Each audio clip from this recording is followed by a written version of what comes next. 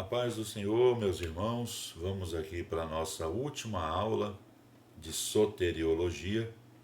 Na aula anterior nós falamos sobre quatro doutrinas que estão ligadas à soteriologia, né? Falamos sobre regeneração, a doutrina da imputação da justiça de Deus, da adoção de filhos, da santificação do crente. E nessa última aula desse tópico, nós vamos falar sobre a doutrina da presciência de Deus, a doutrina da eleição divina, da chamada divina para a salvação, da justificação, do julgamento do crente e da glorificação futura dos salvos. Bom, então vamos lá.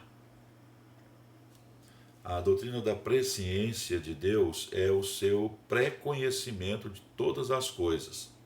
A presciência é parte do atributo divino da onisciência. No caso do pecado de Adão, Deus sabia disso na sua presciência, porém não o evitou, por Adão ter livre arbítrio. No caso de Judas Iscariotes, um dos 12, ele tirava da bolsa o que ali se lançava, o que indica que era um ato voluntário da parte de Judas e um ato continuado. Judas se desviou, o que denota um ato voluntário, consciente e gradual, conforme está em Atos 1 e 25. Judas não nasceu marcado para trair Jesus, apenas enquadrou-se nas condições da profecia sobre aquele que seria o traidor. O Todo-Poderoso, como onisciente, conquanto conheça de antemão os que o rejeitarão, não interfere por ter ele criado o homem dotado de livre arbítrio. Deus não viola esse princípio. Deus não criou o homem como um robô, mas como um ser moral, responsável por seus atos, com a faculdade de decidir e escolher livremente. A doutrina da eleição divina. Eleição ou escolha vem do grego eklog e significa, escolher, eleger. A eleição olha para o aspecto passado da nossa salvação. Segundo aos Tessalonicenses 2:13, diz assim: mas devemos sempre dar graças a Deus por vós, irmãos amados do Senhor, por vos ter Deus elegido desde o princípio para a salvação, em santificação do Espírito e fé da verdade. 1 de Pedro 1:2 diz: eleitos segundo a presciência de Deus Pai, em santificação do Espírito, para a obediência e aspersão do sangue de Jesus Cristo, graça e paz vos sejam multiplicadas. A Bíblia fala da eleição divina coletiva, como a de Israel, da igreja. Também fala da eleição divina individual, como a de Abraão e a dos crentes. A escolha divina ocorre da maneira como é descrita em 1 Tessalonicenses 1, de 4 a 10. Ela se dá pelo recebimento do Evangelho pela fé e permanência em Cristo mediante a santificação, a fim de servi-lo e esperar dos céus a seu Filho, a quem ressuscitou dos mortos, a saber, Jesus, que nos livra da ira futura, conforme está em 1 Tessalonicenses capítulo 1 e o versículo 10. Deus não elege uns para a salvação e outros para a perdição. O homem é quem faz a livre escolha.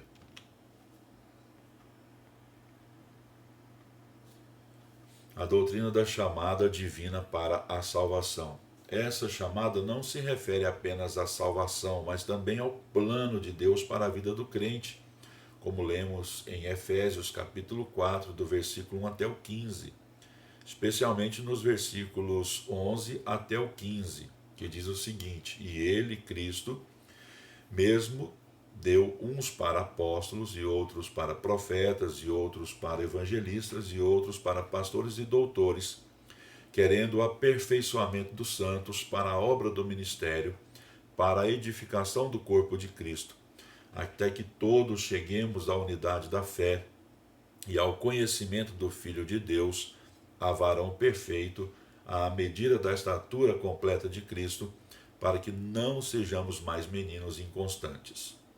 Antes, seguindo a verdade em caridade, em amor, cresçamos em tudo naquele que é a cabeça, Cristo. Na chamada divina para a salvação, inclui também a nossa esperança, de acordo com Efésios 1:18, e a nossa eleição, conforme Mateus capítulo 20 e o versículo 16. A doutrina da justificação. A justificação é o ato judicial de Deus, pelo qual Deus declara justo diante dele o pecador que põe sua fé para a salvação em Jesus Cristo, ficando assim isento de culpa e de condenação, conforme Romanos capítulo 8 e versículo 30. A justificação é um ato e também um processo, com uma santificação experimental na vida do crente. Ela é primeiramente um ato de Deus. O que é justificar? É Deus declarar justo diante dele o transgressor que crê em Jesus Cristo como seu Salvador pessoal. Justificar como Deus justifica é mais que perdoar. Diferenças entre justificar e perdoar. O perdão remove a condenação do pecado. A justificação nos declara justos diante de Deus. Somente Deus pode perdoar e também justificar a um só tempo. Como é possível um Deus perfeitamente justo perdoar e também justificar o ímpio, transgressor, sobrecarregado de delitos e pecados? Mediante o seu amor. Deus substituiu o culpado pelo inocente. O imaculado Cordeiro de Deus no Calvário, pelo amor divino, nos substituiu, levando sobre si os nossos pecados. A doutrina do julgamento do crente. A doutrina do julgamento do crente refere-se ao tribunal de Cristo, ou seja, o julgamento dos cristãos salvos após o arrebatamento da igreja. É o dia da prestação de conta da nossa vida, da nossa mordomia cristã, da nossa diaconia ante o tribunal de Cristo. Não será um julgamento de pecados dos crentes, mas das obras dos crentes. Todos os crentes serão julgados nesse sentido. Então nós temos aqui os critérios desse julgamento.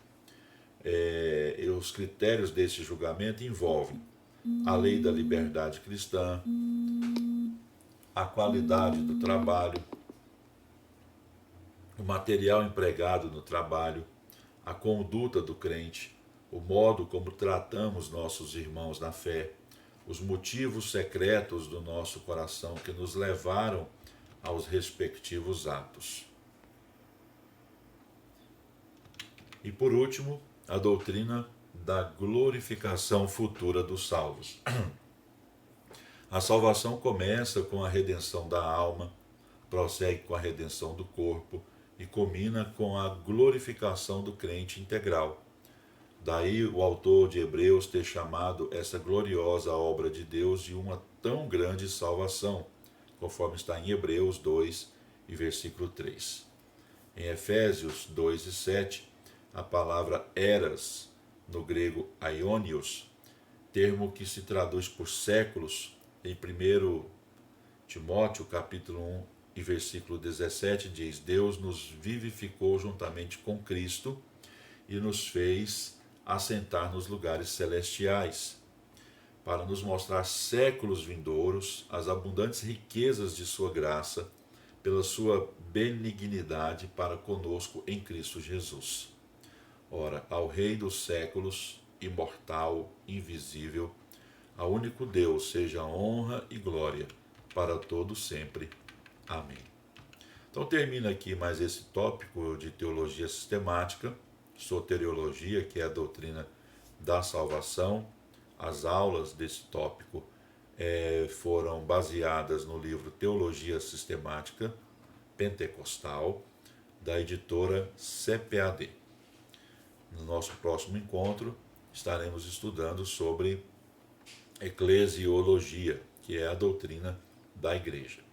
Deus abençoe a sua vida.